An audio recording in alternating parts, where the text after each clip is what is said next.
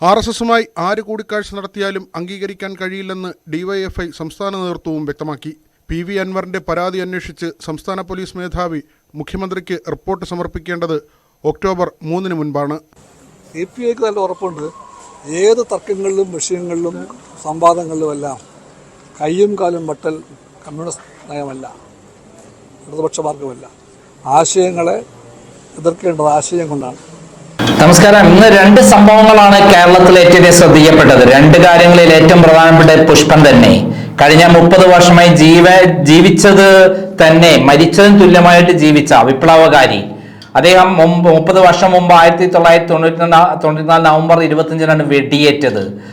കൂത്തുപറമ്പിലുണ്ടായിട്ടുള്ള വെടിവെപ്പിൽ 5 പേരാണ് മരിച്ചത്. അതിൽ മരിക്കാതെ കടന്നത് പുഷ്പനാണ്. എന്നാൽ പുഷ്പൻ വലിയ വിപ്ലവകാരിയായി. അദ്ദേഹത്തിന്റെ വീട്ടിലേക്ക് നാട്ടിന്റെ നാലാം ഭാഗത്തു നിന്നും ആളുകൾ സന്ദർശിച്ചു. അദ്ദേഹത്തെ മുന്നിൽ നിർത്തിക്കൊണ്ട് എല്ലാ ഇലക്ഷനിലും വലിയ പ്രചരണങ്ങളുണ്ടായി, വിപ്ലവ ഗാനങ്ങളുണ്ടായി. പക്ഷേ യഥാർത്ഥ സത്യം എന്താ? അദ്ദേഹം എന്തിനു വേണ്ടിയിട്ടായിരുന്നു സമരം നടത്തിയിരുന്നത്?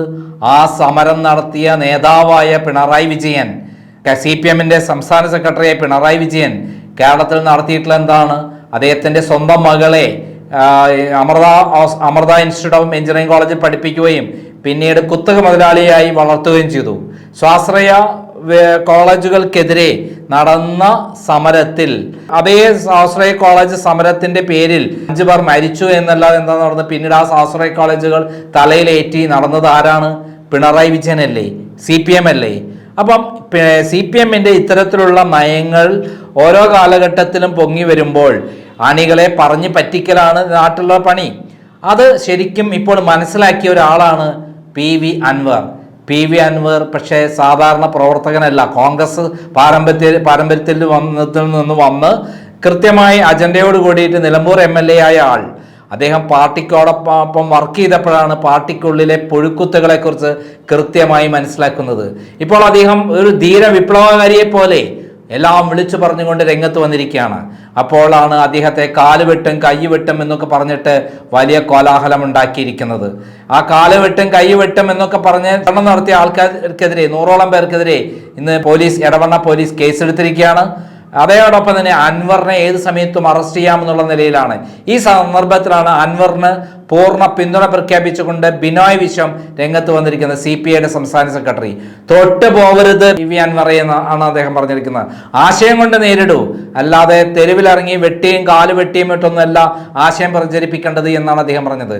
അതായത് പി.വി. അൻവറിന് എല്ലാ വിധത്തിലുള്ള പിന്തുണ പ്രഖ്യാപിച്ചിരിക്കുകയാണ് നമ്മുടെ CPIയുടെ സംസ്ഥാന സെക്രട്ടറി ബിനോയ് വിശ്വം.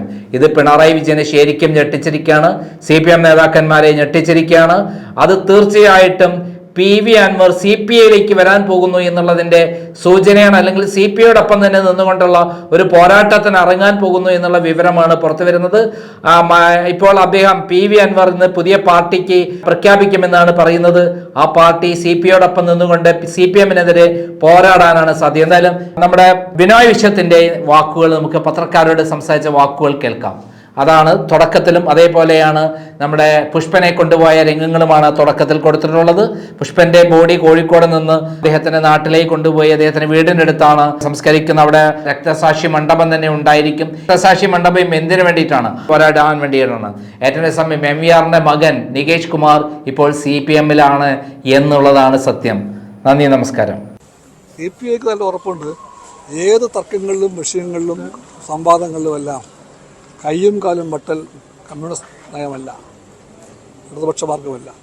ആശയങ്ങളെ എതിർക്കേണ്ടത് ആശയം കൊണ്ടാണ്. അങ്ങനെ എതിർക്കാൻ കെൽപ്പുള്ള ആശയമുണ്ട് ലെഫ്റ്റിന്. ആശയത്തിൻ്റെ ബലത്തിൽ CPIക്ക് വിശ്വാസമുണ്ട്. CPIക്ക് ഉറപ്പുണ്ട്. ആശയങ്ങളെ എതിർക്കേണ്ടത് ആശയം കൊണ്ടായിരിക്കണം, അല്ലാതെ ആയുധം കൊണ്ടാകാൻ പാടില്ല. LDF ആകുമ്പോൾ ഇടതുപക്ഷ വഴിയായിരിക്കണം. ആ വഴി അൻവറിന് ബോധ്യമുണ്ടാകാൻ വഴിയില്ല. ഞങ്ങൾ അൻവറിനെ കാണുന്നത് LDFൻ്റെയോ ഇടതുപക്ഷ മൂല്യങ്ങളുടെയോ രക്ഷകനായിട്ടല്ല. ആ രക്ഷക വേഷം അൻവറിന് മേൽ ആരോപിക്കാൻ ശ്രമിക്കുന്നുണ്ടെന്ന് ഞങ്ങൾക്കറിയാം. സംഘപരിവാർ നേതാക്കളുമായി MR അജിത് കുമാർ കൂടിക്കാഴ്ച നടത്തിയത് മാത്രമല്ല CPIയുടെ പ്രശ്നം. പൂരം കലക്കലിൽ ആരോപണ വിധേയനായി നിൽക്കുന്ന MR അജിത് കുമാർ പൂരസമയത്തെ കമ്മീഷണറെ മാത്രം കുറ്റപ്പെടുത്തിക്കൊണ്ട് റിപ്പോർട്ട് സമർപ്പിച്ചതിലും CPIക്ക് അതൃപ്തിയുണ്ട്. സർക്കാരിന്റെയും മുന്നണിയുടെയും പ്രതിച്ഛായയെ ബാധിക്കുന്ന വിധത്തിൽ എം.ആർ. അജിത് കുമാർ ഇടപെട്ട പശ്ചാത്തലത്തിൽ ക്രമസമാധാന ചുമതലയിൽ നിന്ന് അദ്ദേഹത്തെ മാറ്റണമെന്നാണ് CPIയുടെ ആവശ്യം. ഞാൻ CPI സെക്രട്ടറി പറയുന്നു, CPI സ്റ്റാറ്റസാണ്, അതിലും ഒരു മാറ്റമില്ല. ആ ചുമതല വഹിക്കാൻ RSS ബന്ധമുള്ള ഒരു ഉദ്യോഗസ്ഥന് അർഹതയില്ല, അവകാശമില്ല, മാറിയേ തീരൂ. RSSുമായി ആര് കൂടിക്കാഴ്ച നടത്തിയാലും അംഗീകരിക്കാൻ കഴിയില്ലെന്ന് DYFI സംസ്ഥാന നേതൃത്വവും വ്യക്തമാക്കി. PV അൻവറിന്റെ പരാതി അന്വേഷിച്ച് സംസ്ഥാന പോലീസ് മേധാവി മുഖ്യമന്ത്രിക്ക് റിപ്പോർട്ട് സമർപ്പിക്കേണ്ടത് ഒക്ടോബർ 3 മുൻപാണ്. അടുത്തയാഴ്ചയോടെ ഷെയ്ഖ് ദർവേസ് സാഹിബ് മുഖ്യമന്ത്രിക്ക് റിപ്പോർട്ട് സമർപ്പിച്ചേക്കും. അൻവറിന്റെ പരാതിയുടെ പരിശോധനാ റിപ്പോർട്ടിനൊപ്പം CPIയുടെ സമ്മർദ്ദത്തിന് വഴങ്ങി RSS നേതാക്കളും അജിത് കുമാറുമായുള്ള കൂടിക്കാഴ്ച റിപ്പോർട്ടും ഉൾപ്പെടുത്തിയേക്കും. അജിത്തിനെതിരെ നടപടിയെടുത്താൽ അൻവറിന്റെ ആരോപണങ്ങൾ ശരിവെക്കുന്ന തരത്തിൽ കാര്യങ്ങൾ മാറുമെന്ന തോന്നൽ സർക്കാർ തലത്തിൽ ഉണ്ടെങ്കിലും CPIയുടെ സമ്മർദ്ദത്തിന് മുന്നിൽ മുഖ്യമന്ത്രി വഴങ്ങിയേക്കും.